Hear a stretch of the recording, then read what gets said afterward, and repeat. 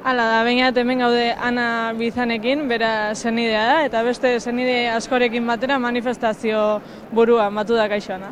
Kaixo, Zer moduz? ondo, posi gaur. Zer suposatzen du senide batentzako hemen Bilbon urtero hainbeste jende biltzeak? Bueno, momentu hau beti izaten da oso hunkigarria guretzako, hemen ikusten dugu maitasuna, gizartearen babesa eta elkartasuna, eta bueno, guretzako hori oso importantea da eta beneta eskertzekoa. Senideen bizitza askotan aipatzen da, bidean hainbat kilometro egin behar dira, ez kilometroak bakarrik, diru asko ere izaten da. Nolakoa da senide bat kartzelan izatea?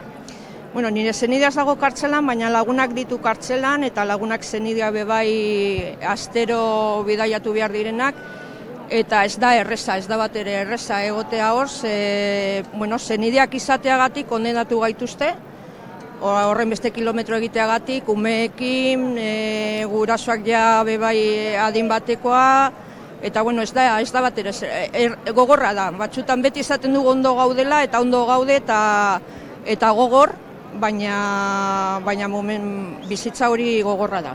Eutsi egin behar zaio momentu askotan, ez da?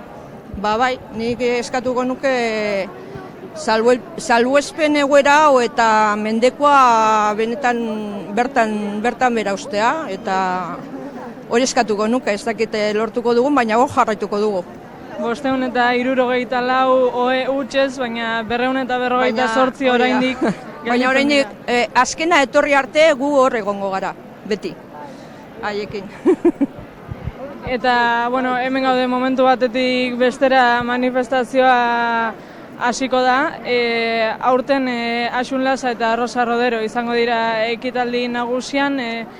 Elkar bizitzarako jendarte bat osatzeko deia egin du Sarek. Bai, hori be oso importantea da, eta ia lortzen dugun elkarbizitza gure artean, poliki, baina bueno, gure alde jarriko dugu, gure eskuetan dagoen dana jarriko dugu hori lortzeko.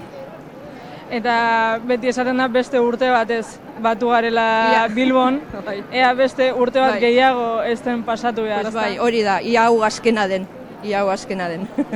Entzun duzue, ia urte hau azkena den, azken urtea den Bilbon batzen garela.